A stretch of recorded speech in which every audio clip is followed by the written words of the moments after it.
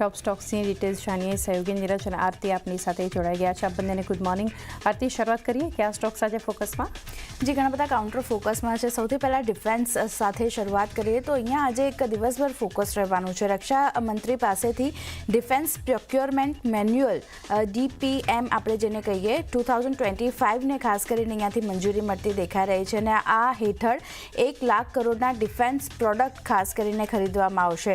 સાથે જ defence product ખરીદીને સરળ, સુવ્યવસ્થિત અને સુવ્યવસ્થિત બનાવવાના પગલાં જે છે તે અહીંયાથી લેવામાં આવશે સરકાર તરફથી અને સ્થાનિક ડિફેન્સ કંપનીઓને મોટા ઓર્ડર જે છે તે અહીંયાથી મળવાની અપેક્ષા બનતી દેખાઈ રહી છે. તો ખાસ એક ફોકસ આજે ઓવરઓલ ડિફેન્સ સ્પેસ પર રાખવાનું રહેશે. જે ડિફેન્સ પ્રોક્યોરમેન્ટ મેન્યુઅલ 2025ને અહીંયાથી રક્ષામંત્રી તરફથી મંજૂરી મળી છે, અહીંયા એક ધ્યાન રાખવાનું રહેશે. પોઝિટિવિટી આગળ વધતી દેખાઈ શકે છે.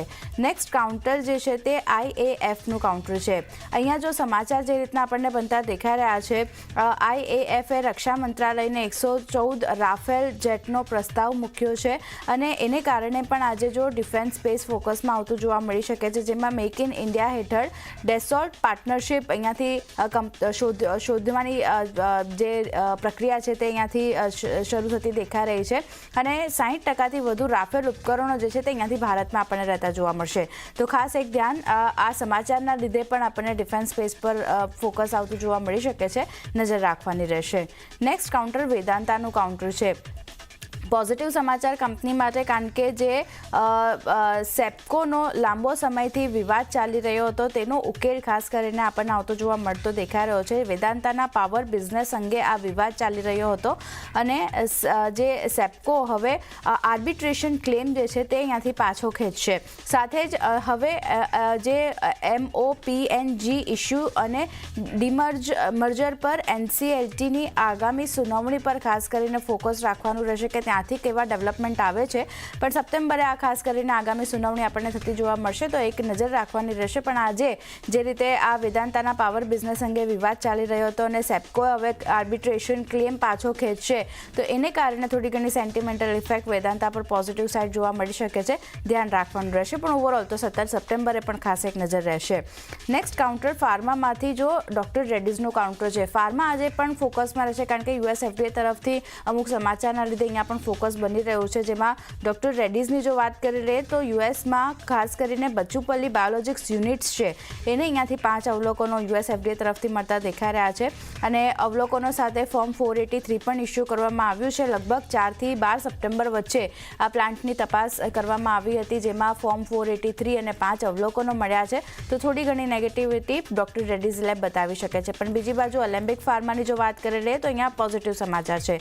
US FDA દ્વારા જે પેનલાવ API-1 અને API-2 યુનિટ છે એને ખાસ કરીને EIR મળ્યું છે, એસ્ટાબ્લિશમેન્ટ ઇન્સ્પેક્શન રિપોર્ટ મળ્યો છે અને 26 થી 31 મે વચ્ચે US FDA દ્વારા આ પ્લાન્ટની તપાસ કરવામાં આવી હતી, જેમાં કોઈ અવલોકનો નથી મળ્યા અને ખાસ કરીને એસ્ટાબ્લિશમેન્ટ ઇન્સ્પેક્શન રિપોર્ટ જે છે તે અહીંયાથી મળતું દેખાઈ રહ્યું છે. તો એલેમ્બિક ફાર્મા માટે પોઝિટિવ સમાચાર છે, અહીંયા એક ધ્યાન રાખવાનું રહેશે. Next counter Apollo hospital. અધિગ્રહણ કરવાના સમાચાર અહીંયા આવતા દેખાઈ રહ્યા છે, જ્યાં અપોલો હેલ્થ એન્ડ લાઇફસ્ટાઇલમાં IFCનો 31% હિસ્સો અહીંયાથી ખરીદવામાં આવશે. ડીલની કુલ વેલ્યુ જોઈએ તો 1254 કરોડ રૂપિયાની રહેતી જોવા મળતી દેખાઈ રહી છે અને ડીલ બાદ કંપનીનો હિસ્સો વધી 99.42% આપણને થતો જોવા મળી શકે છે. સાથે જ CCIની મંજૂરી બાદ આ ડીલની પ્રક્રિયા આપણને પૂરી થતી જોવા મળી શકે છે. તો ખાસ એક ધ્યાન રાખવાનું રહેશે. અપોલો હોસ્પિટલ હજી સુધી આ સમાચાર છે, ડીલ થઈ નથી, પણ એક સેન્ટિમેન્ટલ ઇફેક્ટ પોઝિટિવ સાઇડની થતી જોવા મળી શકે છે. નોમુરાનો એક રિપોર્ટ આવ્યો છે, તેમણે ન્યુટ્રલ કોલ આપ્યો છે અને વાત કરી લઈએ ટાર્ગેટની તો 6,856 રૂપિયા પ્રતિ શેરના લક્ષ્ય નોમુરા તરફથી અપોલો હોસ્પિટલ માટે આપવામાં આવ્યા છે. તો એક ધ્યાન રાખવાનું રહેશે અહીંયા. નેક્સ્ટ કાઉન્ટર ગોદરેજ પ્રોપર્ટીઝનું કાઉન્ટર છે. અહીંયા નોઈડામાં રેસિડેન્શિયલ બિલ્ડિંગ્સની હાઇટ લિમિટ ખાસ કરીને હટાવી દેવામાં આવી છે. યુપી સરકારે બિલ્ડિંગ્સની હાઇટ લિમિટ દૂર કરી છે અને હવે ખાસ કરીને ડેવલપર્સ જે છે તે સ્કાય સ્કેપર બનાવી જ અહીંયાથી શકશે આ લિમિટ હટ્યા બાદ. તો એક પોઝિટિવ સમાચાર છે ગોદરેજ પ્રોપર્ટીઝ માટે, અહીંયા પણ એક ધ્યાન રાખવાનું રહેશે. નેક્સ્ટ કાઉન્ટર GMR એરપોર્ટ્સનું છે. ઓગસ્ટ મહિનાના ડેટા અપડેટ આપણને આવતા દેખાઈ રહ્યા છે, જ્યાં પેસેન્જર ટ્રાફિકની જો વાત કરી લઈએ 3.5% ઘટી 93.49 લાખ પર પહોંચ્યું છે યર ઓન યર બેઝિસ પર. સાથે સ્થાનિક ટ્રાફિક ફ્લેટમાં એક ફ્લેટ આપણને કામકાજ રહેતું દેખાઈ રહ્યું છે. ઇન્ટરનેશનલ ટ્રાફિકમાં 2.8%નો વધારો છે અને એરક્રાફ્ટ મુવમેન્ટની જો આપણે વાત કરી લઈએ 4.2%નો વધારો ત્યાં જોઈ રહ્યા છે. તો થોડાક મિશ્ર નંબર્સ જે અપડેટ છે. GMR એરપોર્ટ્સ પણ આજે એક ધ્યાન રાખવાનું રહેશે. નેક્સ્ટ કાઉન્ટર સિગલ ઇન્ડિયાનું છે. ઓર્ડર મળવાના પોઝિટિવ સમાચાર આવી રહ્યા છે, જ્યાં પંજાબના ઓરોટ્રોપિલિસ SAS નગરમાં રોડ, પબ્લિક હેલ્થ સર્વિસ અને ઇલેક્ટ્રિસિટી ઇન્સ્ટોલેશન માટેના ઓર્ડર કંપનીને મળતા દેખાઈ રહ્યા છે, જ્યાં greater Mohali area development authority પાસેથી લગભગ 468 કરોડના ઓર્ડર કંપનીને મળ્યા છે. તો એક પોઝિટિવિટી અહીંયા પણ જોવા મળી શકે છે. સિગલ ઇન્ડિયાના કાઉન્ટર પર પણ આ સમાચારનું રિએક્શન પોઝિટિવ આવી શકે છે, ધ્યાન રાખવાનું રહેશે. નેક્સ્ટ કાઉન્ટર રેલવેમાંથી રેલટેલનું કાઉન્ટર છે. પોઝિટિવ સમાચાર છે, ઓર્ડર મળ્યો છે. બિહાર એજ્યુકેશન પ્રોજેક્ટ કાઉન્સિલ પાસેથી કંપનીને ઓર્ડર મળ્યો છે. લગભગ 209.79 કરોડનો ઓર્ડર કુલ મળતો દેખાઈ રહ્યો છે, જેમાં આ સપ્તાહે કાઉન્સિલ પાસેથી ઓર્ડર બુકની જો વાત કરી લઈએ તો 600 કરોડની આપણને થતી દેખાઈ રહી છે. તો એક ઓર્ડર બુક સ્ટ્રોંગ થઈ રહી છે, નવા ઓર્ડર એડ થઈ રહ્યા છે. પોઝિટિવિટી રેલટેલના કાઉન્ટર પર રહેશે. અને છેલ્લે મારા તરફથી અદાની પાવરની જો વાત કરી લઈએ તો કરાર કરવાના સમાચાર આવી રહ્યા છે. કંપનીએ બિહાર સ્ટેટ પાવર જનરેશન સાથે 25 વર્ષનો કરાર કર્યો છે અને જે ભાગલપુર છે એમાં ગ્રીનફિલ્ડ પ્લાન્ટમાંથી લગભગ 2400 મેગાવોલ્ટ વીજળી સપ્લાય ત્યાંથી કરતી જોવા મળશે કંપની. કન્સ્ટ્રક્શન દરમિયાન 12,000 કરોડ નોકરીઓનું સર્જન પણ થતું જોવા મળી શકે છે અને ઓપરેશન દરમિયાન 3,000 નોકરીઓનું સર્જન જે છે તે ત્યાંથી આપણને થતું જોવા મળી શકે. ખાસ એક ધ્યાન અદાની પાવર પર પણ રાખવાનું રહેશે. આ સમાચારના લીધે અહીંયા પણ એક પોઝિટિવિટી જોવા મળી શકે છે. તો ઘણા બધા કાઉન્ટર છે, ખાસ કરીને ડિફેન્સ સ્પેસ, ફાર્મા સ્પેસ, જેના પર એક નજર રાખવાની રહેશે. પણ એ સિવાય પણ નીરજ, અન્ય પણ ઘણા બધા કાઉન્ટર છે જ્યાં ફોકસ રહેશે. ક્યાં નજર? જી, સૌથી પહેલાં તો ડાયમંડ પાવર પર આજે આપણે નજર રાખીશું, કારણ કે જામનગરમાં અદાણી એનર્જી પાસેથી લગભગ 236 કરોડનો ઓર્ડર એમને મળતો જોવા મળ્યો છે. એટલે આ ઓર્ડરને પગલે તમને આજે ડાયમંડ પાવરમાં એક સારી તેજી જોવા મળી શકે છે. એટલે એના પર આપણે એક ફોકસ ખાસ કરીને રાખવાનો છે કે અહીંયાથી આજે આપણને એક તેજી સાથેનો કારોબાર જોવા મળશે. આ ઉપરાંત આના સિવાય તમારે હવે JSW એનર્જી પર પણ નજર એક રાખવાની છે, કારણ કે જુઓ આજે અહીંયા તમને થોડોક ઘટાડો જોવા મળી શકે છે. 500 મેગાવોટનો બેટરી એનર્જી સ્ટોરેજનો એક પ્રોજેક્ટ હતો, જેના પર સેન્ટ્રલ ઇલેક્ટ્રિસિટી રેગ્યુલેટરી કમિશને ચુકાદો આપ્યો હતો અને એ ચુકાદાને પડકારતી અરજી તેમણે એપેલેટ ટ્રિબ્યુનલ ફોર ઇલેક્ટ્રિસિટી એટલે કે APTELની અંદર કરી હતી, પરંતુ એ ગ્રાહ્ય નથી રાખી અને એ અરજીને પણ એમણે ફગાવી દીધી છે. એટલા માટે થોડોક ઝટકો લાગી શકે છે JSW એનર્જીને. તો કે હજી કંપની પાસે અહીંયાથી JSW એનર્જી પાસે સુપ્રીમ કોર્ટમાં જવા માટેનો એક હજી રસ્તો ખુલ્લો છે અને કંપની ત્યાં જશે પણ ખરી એવું તેમણે કહ્યું છે, પરંતુ એક સેન્ટિમેન્ટલ આજના દિવસમાં નેગેટિવ છે. એટલે JSW એનર્જી આજે તમને થોડોક ઘટાડા તરફી કારોબાર દર્શાવી શકે છે. આ ઉપરાંત તમારે RCF પર નજર રાખવાની છે, કારણ કે એમણે ટ્રોમ્બે યુનિટ ખાતેનો નવો 100 million ton per day liquid CO2 plant શરૂ કરી દીધો છે. એટલે એક એમને ખાસ કરીને અહીંયાથી વધારે ફાયદો થતો જોવા મળશે આ કંપનીને. એટલે એના પર એક ફોકસ રાખજો.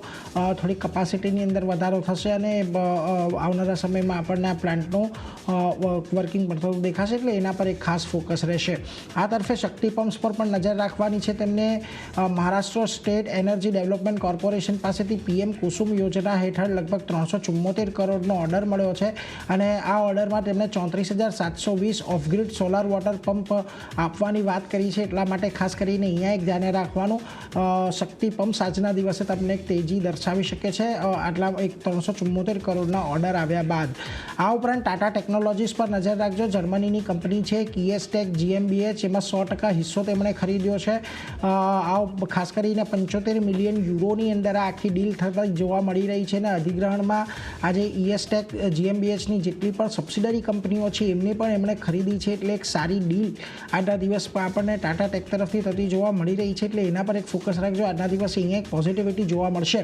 આ ઉપરાંત JP મોર્ગન અહીંયાથી જુઓ ખાસ કરીને અંડરવેટ કોલ આપી રહ્યું છે. ટાર્ગેટ પ્રાઇસ તેમને 570 આપ્યા છે અને તેઓ કહી રહ્યા છે કે આ ખાસ કરીને જે અધિગ્રહણ છે, અધિગ્રહણને લઈને થોડીક અહીંયાથી ચિંતાઓ ફંડિંગને લઈને છે, એટલે એના પર એક ફોકસ રાખીશું. ટાટા ટેકનોલોજીસ આજના દિવસમાં આમ તો તમને એક પોઝિટિવ એક્શન દર્શાવી શકે છે. બીજી તરફ ઇન્ફોએજ સમાચાર થોડાક અહીંયા ખરાબ છે. રિયલ એસ્ટેટ એમની રિયલ એસ્ટેટની વેબસાઇટ છે 99 એકર્સ, એની અંદરથી એક વિશલ બ્લોઅરની ફરિયાદ મળી છે ને એમનું કહેવું છે કે આ બિઝનેસમાં નિયમોના ઉલ્લંઘન થઈ રહ્યા છે, એને લઈને એક ફરિયાદ મળી છે. એટલે ઇન્ફોએજ હવે અહીંયા ક્લિયરલી એક ઓપન તપાસ પણ કરશે અને કઈ રીતે આગળ વધતું જોવા મળે છે એના પર એક ફોકસ રાખીશું. આજના દિવસે અહીંયા તમને કદાચ એક ઘટાડો તરફી કારોબાર જોવા મળી શકે છે. બીજી તરફ સંવર્ધન મધરસન પર તમારે નજર રાખવાની છે. તેમણે તાઇવાનની કંપની છે મકાઉટો ઇન્ડસ્ટ્રીયલ, એની સાથે જોઈન્ટ વેન્ચર કર્યા છે. હવે તેઓ ખાસ કરીને મધરસન મકાઉટો સોલ્યુશન લિમિટેડના નામની એક જોઈન્ટ વેન્ચર કંપની બનાવશે. આપણને ખબર છે કે છેલ્લા ઘણા સમયથી સંવર્ધન મધરસન અને સોના BLW બંને ખાસ કરીને ચાઇના, તાઇવાનના માર્કેટને થોડુંક ટાર્ગેટ કરી રહી છે અને એ પ્રમાણે અહીંયાથી આપણને એક અપડેટ એક ખાસ આવતું જોવા મળી રહ્યું છે, એટલે એના પર એક નજર અહીંયાથી રાખવાની. આ ઉપરાંત તમે જો CLSA આઉટ પરફોર્મનું રેટિંગ આપ્યું છે, 124ના ટાર્ગેટ આપ્યા છે અને અહીંયાથી 5 વર્ષની અંદર જે એમની આવક છે 5 ગણું કરવાનો તેમનો લક્ષ્યાંક છે, એટલે એના પર પણ એક નજર રાખીશું. જો કે આજે પોઝિટિવ બ્રોકરેજ રિપોર્ટ અને સમાચાર બંનેને લઈને અહીંયા એક પોઝિટિવિટી જોવા મળી શકે છે. આ ઉપરાંત ખાસ કરીને તમારે ધ્યાન રાખવાનું છે આદિત્ય બિરલા કેપિટલ પર NCDs દ્વારા 3400 કરોડ રૂપિયા ભેગા કર્યા છે. એમણે BSE ને NSE પર લિસ્ટેડ થયા છે. 2 તબક્કાની અંદર તેમણે આ ડિબેન્ચર્સ ફાળવ્યા હતા, એટલે એના પર એક ખાસ ધ્યાન રાખજો. 3400 કરોડ ફંડ એકત્ર કરવા માટેના અહીંયાથી સમાચાર બનતા આદિત્ય બિરલા કેપિટલની અંદર દેખાઈ રહ્યા છે. આ ઉપરાંત તમારે ખાસ ધ્યાન રાખવાનું છે DCX સિસ્ટમ્સની અંદર કે જ્યાં આગળ આપણને તમિલનાડુ સરકાર સાથે નોન બાઇન્ડિંગ એગ્રીમેન્ટ કર્યા છે, MOU કર્યા છે. એમાં જેમાં હોસુરમાં એક રડાર મેન્યુફેક્ચરિંગ યુનિટ તેઓ ખાસ કરીને બનાવશે.